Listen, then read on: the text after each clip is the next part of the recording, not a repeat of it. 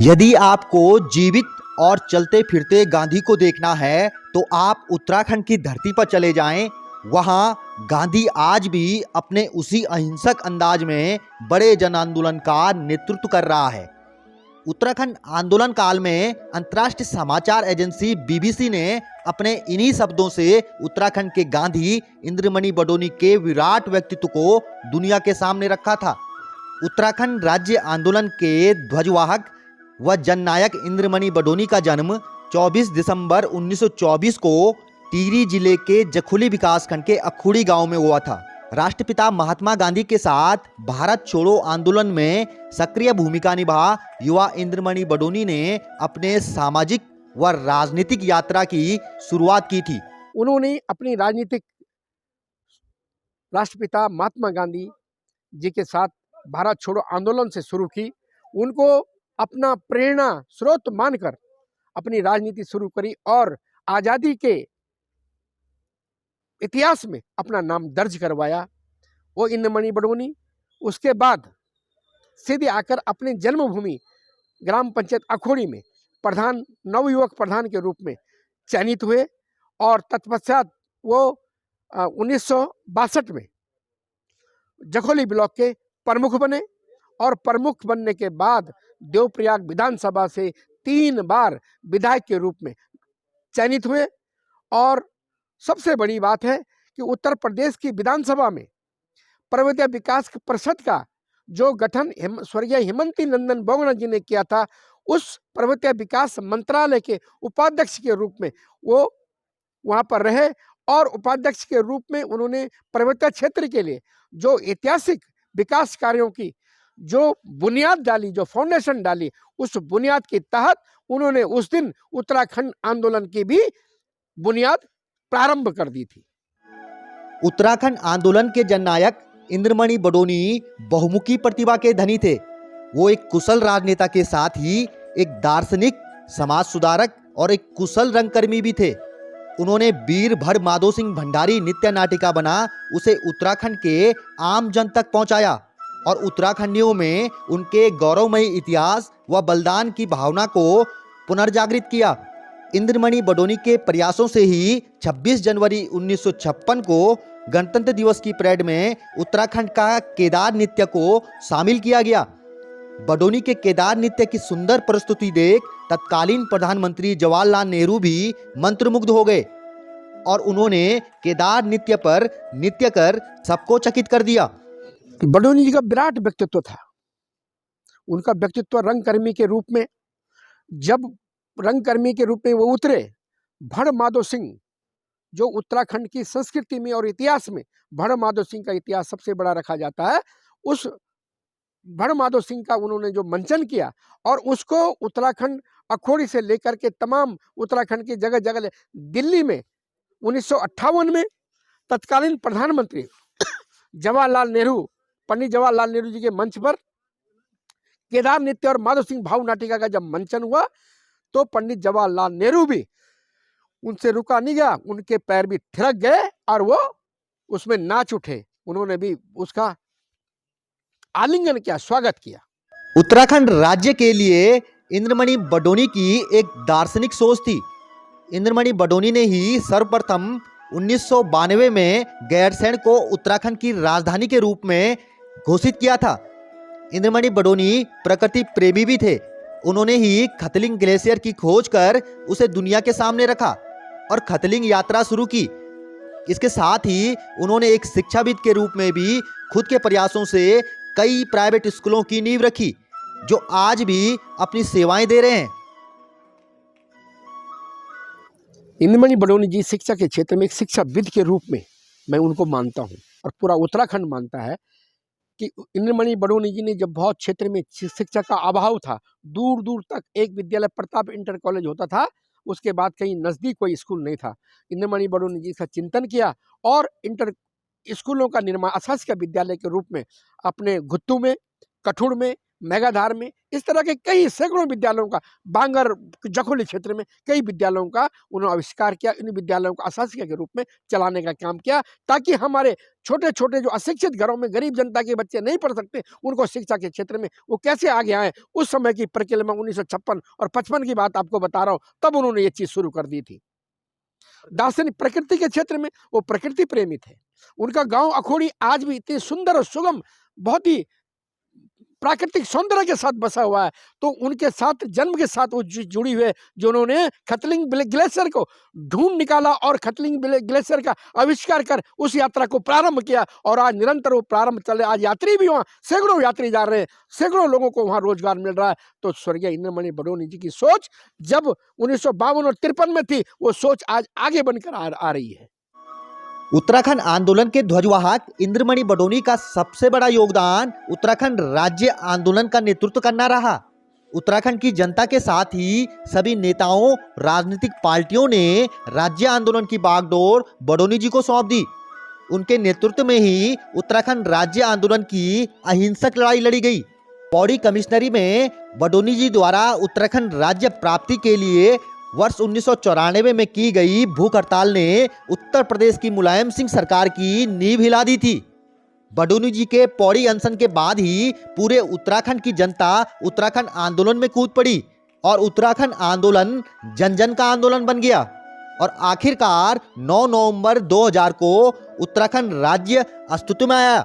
सन 1982 में उत्तराखंड क्रांति दल का संरक्षक के रूप में बडोनी जी को उत्तराखंड क्रांति दल ने स्वीकार किया और उनके हाथों नेतृत्व एक तरह से पूर्ण नेतृत्व सौंपते हुए वह बडोनी जी स्वयं उत्तराखंड क्रांति दल के साथ चलते चलते संरक्षक के रूप में उनका बहुत लंबा चौड़ा संघर्ष, यानी रात दिन का उनका संघर्ष उत्तराखंड क्रांति दल के साथ उत्तराखंड राज्य की स्थापना के लिए रहा। आगे मैं कहूँगा सन 1986 में 87 में मैं उत्तराखंड क्रांति दल के साथ जुड़ा और बडोनी जी का सानिध्य, आशीर्वाद, मार्गदर्शन और नेतृत्व मैंने स्वीकार किया और उनके साथ रहते हुए उत्तराखंड राज्य की लड़ाई सतत संघर्षों के साथ उनके जीवन काल तक हमने लड़ी। और बडोनी जी का ये सिलसिला ही चलता रहा। उत्तराखंड बंद 1988 का रहा, 24 घंटे का, फिर 36 घंटे का, 72 घंटे का बंद। सब उत्तराखंड के गांधी के रूप में, संरक्षक के रूप में, उत्तराखंड क्रांति दल के संरक्षक के रूप में आंदोलन हुआ। वन अधिनियम का आंदोलन बडोनी जी के ही आह्वान पर वन अधिनियम का के खिलाफ संपूर्ण उत्तराखंड में आंदोलन चला और फिर उसके बाद ये डिसाइड हुआ कि बडोनी जी वहाँ पौड़ी कमिश्नरी में आंदोलन बैठेंगे 1994 में। और 2 अगस्त को बडोनी जी अपने साथियों के साथ उत्तराखंड की 5 समस्याओं को लेकर, सबसे पहले आरक्षण उत्तराखंड में लागू हो और वन अधिनियम जैसे और तमाम सारे कई मुद्दे थे और राज्य का निर्माण उसमें सब भी एक बहुत बड़ा मुद्दा था और उसके तहत पौड़ी में बैठे। उसके बाद का आपको मालूम है क्या हुआ। पृथक उत्तराखंड के लोगों ने ही नहीं, विदेशियों ने और बीबीसी ने उनको उत्तराखंड का गांधी की उपाधि दी है।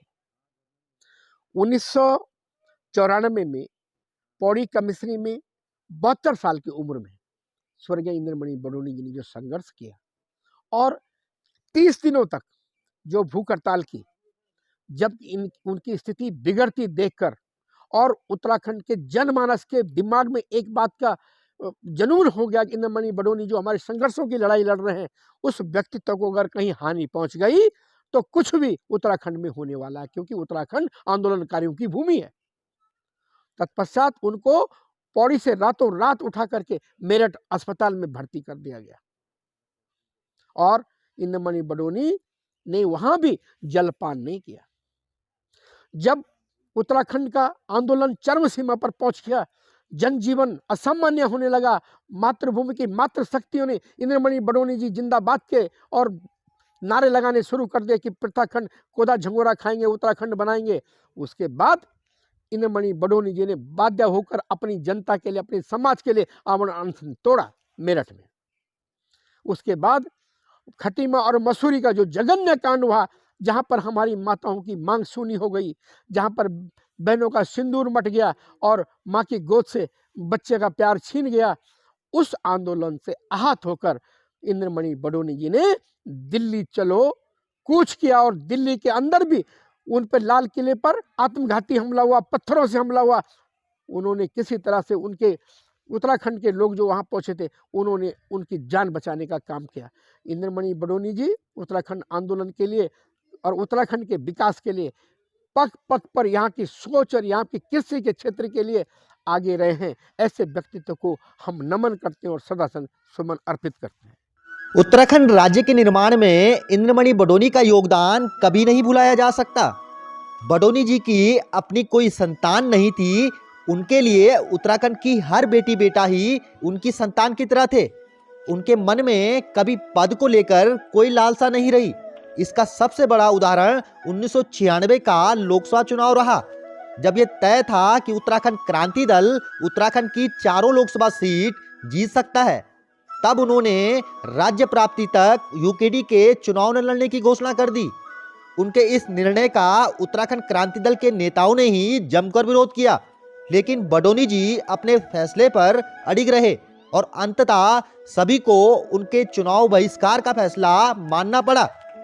उनके अंदर त्याग की भावना थी और उसके लिए मैं तो आपको सबसे बड़ा उदाहरण ये दे रहा हूँ कि जब उत्तराखंड क्रांति दल का नेतृत्व में बहुत बड़ा आंदोलन 1994 का लड़ा गया, तो वो चलते चलते 1996 में उन्होंने चुनाव बहिष्कार का नारा दे दिया और पूरे उत्तराखंड की जनता, पूरे देश की जनता, पूरे राजनीतिक लोग ये जानते थे कि इस समय अगर उत्तराखंड क्रांति दल ने चुनाव लड़ा तो चारों की चारों लोकसभा सीट जो है उत्तराखंड क्रांति दल की झोली में जाएगी और वो राज्य के हित में, राज्य की जनता के हित में वह था। लेकिन इस बीच बहुत से राजनीतिक दलों ने, चाहे उनकी कूटनीतिवश या राजनीतिक चाल के तहत, बडोनी जी को यह कर दिया कि तुम चुनाव को बहिष्कार का नारा दे दो और चुनाव के बहिष्कार का नारा दिया। तो ये बडोनी जी को फिर आप कह रहे हैं दिवाकर भट्ट जी ने कुछ आवेश में कह दिया। तो ऐसे ही कहा कि क्या कहा था उसमें, क्या धारणा? यही कि हमको चुनाव लड़ना चाहिए। बहुत से पार्टी के अंदर बहुत से नेताओं ने, सब कार्यकर्ताओं ने, हम भी उसमें थे कि हमको चुनाव लड़ना चाहिए। लेकिन बडोनी जी ने ये कह दिया कि जब जनता कह रही कि चुनाव नहीं लड़ना तो हम चुनाव बहिष्कार कर रहे हैं। तो इतना बड़ा त्याग, क्या कहा उसके बाद? इतना बड़ा त्याग था। भट्ट जी ने क्या कहना था, फिर उनको सहमति हो गई, उनकी बात माननी पड़ी, क्योंकि बडोनी जी सर्वोच्च और सर्वमान्य नेता थे। उनकी बात हमारे दल के, उत्तराखंड क्रांति दल के लोग तो रहे, लेकिन अन्य दलों के लोग भी स्वीकार करते थे। इसलिए दिवाकर भट्ट जी को आगे कोई कदम नहीं उठाया। बडोनी जी की ईमानदारी व स्वच्छ राजनीति की दुनिया कायल थी। वे राजनेताओं के लिए हमेशा आदर्श रहे। 3 बार विधायक रहने के बाद भी उन्होंने कभी धन संग्रह नहीं किया। लोगों ने जो भी चंदा दिया उसे कभी खुद के पास नहीं रखा और उसी समय आंदोलनकारियों में बांट दिया।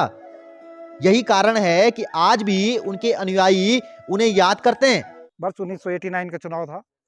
ब्रह्मदत्त जी ने टिहरी लोकसभा से कांग्रेस का प्रतिनिधित्व करते हुए लोकसभा सीट पर अपनी दावेदारी रखी और उनको टिकट भी मिला।